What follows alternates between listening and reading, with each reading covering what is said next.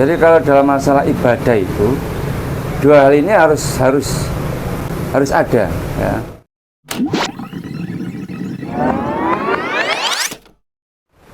Assalamualaikum warahmatullahi wabarakatuh. Waalaikumsalam warahmatullahi wabarakatuh. Bertemu lagi. Alhamdulillah sehat-sehat Pak.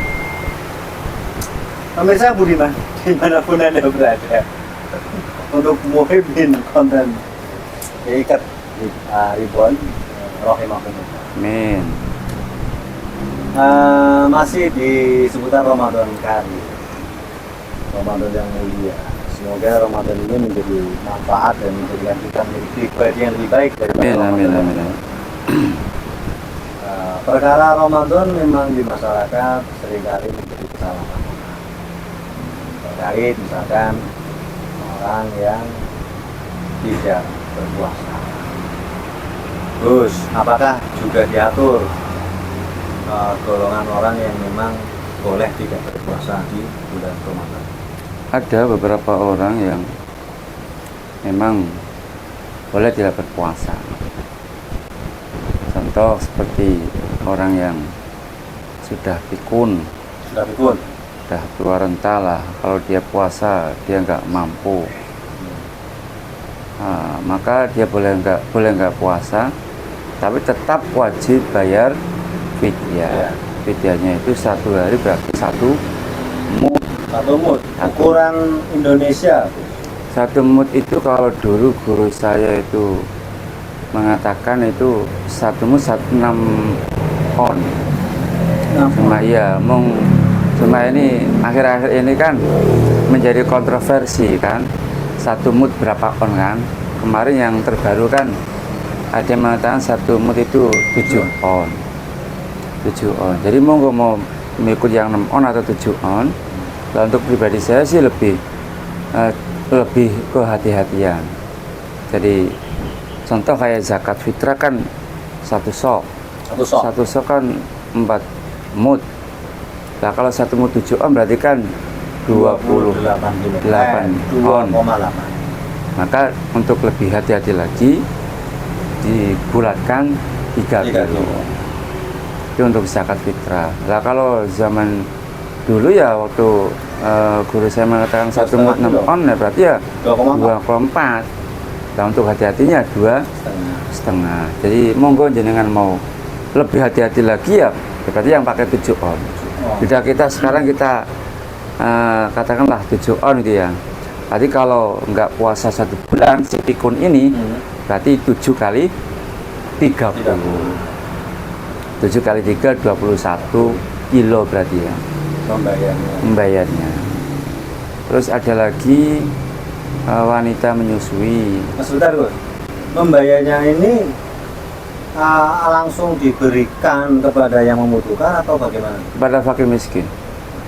Diberikan kepada fakir miskin. Misalkan untuk tetangga itu langsung saja. Langsung nggak apa-apa. Terus pasar ke orang juga nggak apa-apa.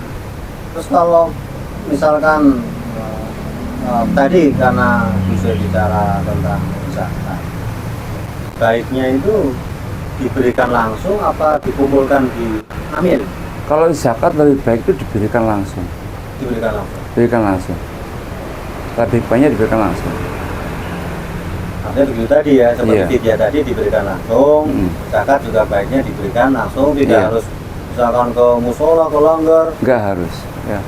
Nah, cuma orang kan kesibukannya beda-beda. Misalnya kalau seperti saya, keluarganya kan berarti saya sama istri sama anak-anak kan berarti 11 orang, 12 malah.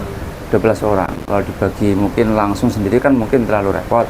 Nah, maka untuk mempermudah dikasihkan ke amil kan begitu, nggak apa-apa. Tapi lebih baik zakat diberi sendiri, diberikan langsung. Jadi tadi golongan yang boleh tidak berpuasa, 1 adalah pikun tua renta. Iya. Yang kedua adalah ibu menyusui. Termasuk ibu menyusui. Tapi ibu menyusui ini pun boleh nggak puasa kalau memang dia niatnya itu karena mengkhawatirkan orang lain, mengkhawatirkan diri sendiri. Jadi mengkhawatirkan kesehatannya atau kesehatannya. Ya. Kalau dia mengkhawatirkan orang lain dalam arti anaknya ini apa lo itu kan dari daging sendiri, maksudnya orang lain itu berarti lain Iya. lain jiwa lah, lain, Jiwa. lain nyawa ya. Itu kalau hanya mengkhawatirkan anaknya ya, itu harus membayar fidyah Harus benar. ya. Tapi kalau nggak mengkhawatirkan anaknya, mengkhawatirkan diri sendiri nggak apa-apa. Sama dengan orang misalnya sampai lagi mancing ya, lagi mancing tiba-tiba melihat ada orang mancing di siang Ramadan kan, di pinggir Sungai Serayu misalnya, melihat orang tenggelam. Itu kalau sampai niatnya mengkhawatirkan orang itu, maka wajib qadha dan bayar fidyah. Berarti tadi kalau ibu menyusui wajib qadha Dan bayar fidyah kalau mengkhawatirkan orang lain. Tapi kalau mengkhawatirkan diri sendiri, nggak apa-apa. Misalnya sampean, oh saya kalau menolong dia lagi tenggelam, kalau saya nggak makan dulu saya nggak kuat, malah saya bisa ikut tenggelam. Akhirnya getuk yang mau ya untuk mancing itu. Tapi akhirnya nggak ketolong Gus. Hah? Saya makan dulu, dia nggak tenggelam. Sambil lari loh. Sambil lari. Berarti kalau misalkan tadi ibu menyusui, mengkhawatirkan dirinya sendiri, dia Wajahnya wajib qadha. wajib qadha. Hanya wajib qadha. Hanya wajib qadha, Iya. tidak bayar. Fidyah. Tapi kalau misalkan bayinya, kalau dia nggak puasa, air susunya, asupannya kurang, Mengkhawatirkan bayinya lah. bayinya Itu wajib qadha dan bayar bayar fidyah. fidyah. Nah kalau niat mengkhawatirkan dua-duanya juga nggak wajib bayar fidyah. Misalnya khawatir diri juga khawatir bayinya, itu juga nggak wajib bayar fidyah. Oh, tidak wajib bayar. Nggak wajib, cuma wajib Wajib qadha. qadha. Iya, Itu musafir tuh. termasuk musafir. Hasil syaratnya dengan perjalanan 2 marhalah. Dua masalah. 2 marhalah itu ulama juga beda pendapat ini. juga. Ada yang mengatakan 85 km, ada yang mengatakan 93 km. Ya kalau mengambil yang hati-hati yang lebih banyak lah, yang 93 itu yang 85 juga ada yang mengatakan 85 km. Satu marhalah berarti sekitar 40 kilo lebih. Iya. 52 Kalau setengah. dia 93 kilo berarti kan 45 kilo lebih kan. Dan ini yang dihitung jarak loh ya, Jarak. bukan waktu tempuh. Artinya kalau sampai dari Jakarta ke Surabaya kan lewat pesawat kan cuma Iya. setengah jam atau 3 Betul. per 4 kan, Iya. tetap boleh karena jaraknya itu sudah ada 2 marhalah. Jadi jaraknya Iya. ada 2 marhalah, sekalipun waktu sampai ke sana lebih cepat. Lebih cepat. Dengan sekarang misalkan pesawat Iya. maupun kereta api. Misalkan sekarang Purwokerto ke Jakarta pakai kereta api 5 jam. Iya, Kan sudah lebih dari 2 marhalah. marhalah. Enggak seperti di Jakarta kan kalau macet Macet. itu Nah, mungkin Jakarta jalannya Bogor. nggak ada 2 marhalah. iya. Tapi secara waktu mungkin bisa 3 jam. Nah, itu gimana? Tetap nggak boleh. Tetap nggak boleh. Karena yang diperhitungkan jaraknya. Makanya tadi dari Jakarta ke Surabaya tetap boleh walaupun secara waktu lebih singkat. Boleh tidak puasa. Iya. Tapi misalkan kemacetan Jakarta ke Bogor tidak ada 2 marhalah, Hmm. tapi karena kemacetan menjadi 4 jam Iya. lebih. Itu nggak boleh. Jadi ukurannya jarak, jarak, bukan waktu tempuh. bukan waktu tempuh. Karena yang di keterangan ya marhalah itu bukan saaten 2 jam atau bukan, tapi marhalaten 2 marhalah. Nah, 2 marhalah itu contoh misalkan saya berputar ke alun-alun Ya nggak boleh, ya enggak. atau misalkan ini Gus, 2 marhalah ya Lurus. berputar, bukan contoh misalkan bukan PP, bukan. bahkan ini tujuannya mungkin karena tidak tahu tujuan. Hmm. Tidak tahu tujuan. Sebenarnya tidak 2 marhalah nih, tapi karena kesasar, muter lagi, balik lagi gitu sampai nyari alamat Itu itu. nggak boleh. Oh, jalannya harus yakin 2 marhalah.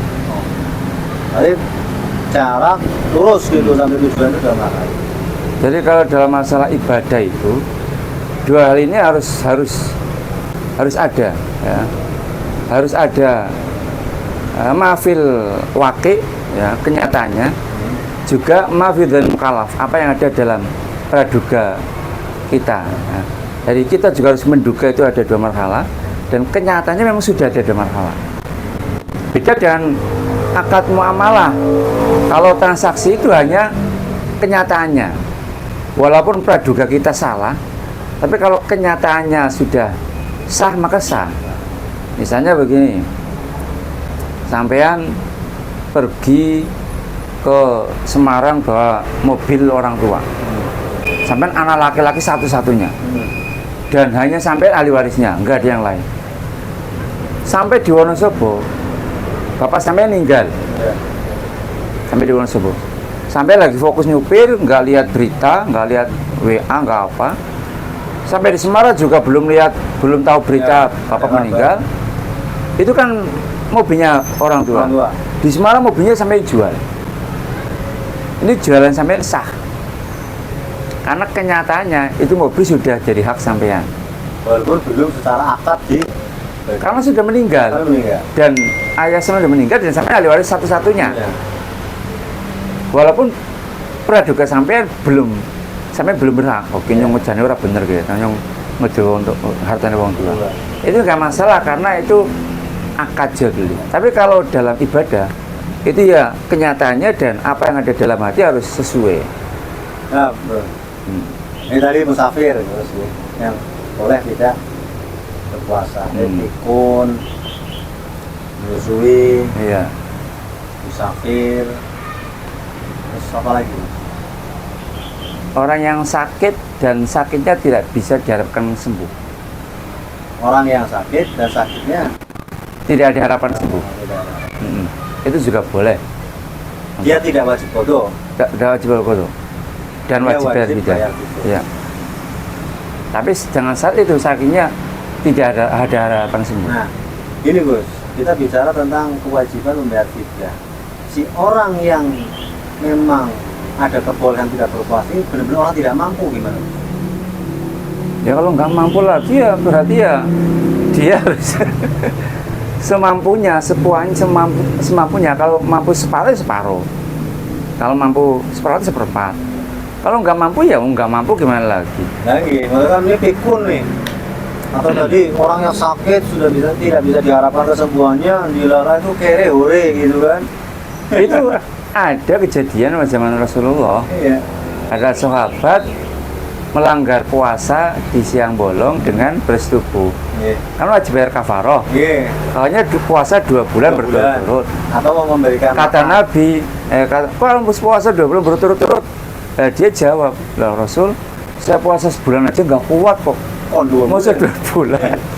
Ya udah, kalau nggak kuat berarti kamu wajib memberikan memerdekakan budak. Memerdekakan budak dari mana sih orang nggak punya? Ya udah, kamu berarti harus memberi makan 60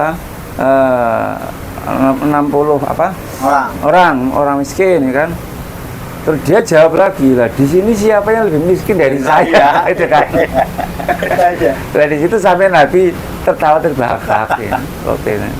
Dan akhirnya ya dia nggak kewajiban apa-apa. Anugerah. Di sini siapa yang lebih miskin dari saya? Nah iya. Karena akhirnya semoga bukan kamu ya. Saya miskin sini.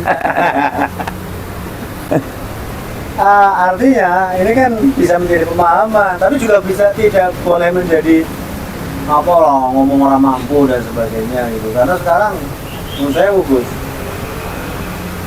orang tidak mampu itu kategorinya sekarang itu sudah nggak jelas. Iya. Oh sekarang kalau Idul Adha, Idul Fitri itu banyak sekali orang menjadi tidak mampu. Ini orang di zakat, ini orang di korban. Nah, itu menjadi tidak mampu semua.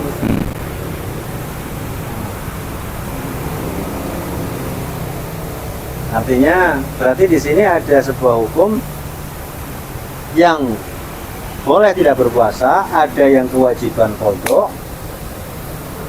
dan fidyah. Ada yang hanya kewajiban fidyah saja tidak wajib. Iya, ada yang qadha saja. Begitu. Jadi ukuran fidyah itu adalah 1 mud gitu. 1 mud. Nah, berasnya, kan kalau kita bicarakan kalau mungkin di zaman Rasul kan pakainya kurma gitu, Gus. Atau bahan pokok sana. Iya, bahan pokok sana ya. Nah ini tidak ada kategori baik atau tidak gitu kan. Nggak ada. Atau Pokoknya yang- bahan pokok daerah setempat adanya. Kutul balad. Kutul balad itu makanan pokok setempat. tapi lebih baik adalah seperti yang dimakan oleh sendiri gitu. Iya. Misalnya di daerah mana yang sagu itu, yang makannya sagu itu, Ya, atau yang makannya Maluku, jagung itu, ya. kan ada. Ya namanya kutul balad. Makan pokok daerah setempat. Mungkin Ya lebih itu. baik ya yang bagus, Ya, bagus. yang bagus. Oh, sekarang kan banyak pilihan. Aduh, gara-gara game Covid dia sini kan beras. Beras. Olah pig misalkan. Yang bagus. Jadi menarik. Kita tunggu lagi nanti ada pembahasan selanjutnya. Ayo, insyaallah. Dia 1 mut itu boleh ada 2 pendapat, boleh 6 on atau 7 on. Iya. Itu diperbolehkan memilih di antara itu. Mm-mm. Nah, Untuk on lebih juga. hati-hatinya ya 7-an lebih hati-hati lah. Mantap sekali. Mantap sekali. Nggak ada khilaf. Ada hilang. Ya karena kita juga disunahkan untuk keluar dari khilaf. Al-khuruj min khilaf musabah. Keluar dari perselisihan itu disunahkan. Itu kaidahnya. Keluar dari perselisihan itu diperselisihkan. Kalau kita nggak pakai 6 kan masih ada khilaf. Kalau pakai 7 kan sudah nggak ada khilaf. Maka sunnah kita mengambil yang tidak diperkhilafkan, tidak Nah ini menarik untuk pembahasan berikutnya nih. Nah perselisihan itu banyak hal gitu. Ya penyebab. Untuk nanti di episode berikutnya nanti bagaimana orang berpuasa tapi masih menjaga perselisihan. Gitu ya Gus? Ya siap. Terima kasih. Sama-sama. Selamat istirahat. Amin. Semoga Ramadan ini berkah untuk kita. Amin. Amin. Amin. Amin. Alhamdulillah. Assalamualaikum. Assalamualaikum.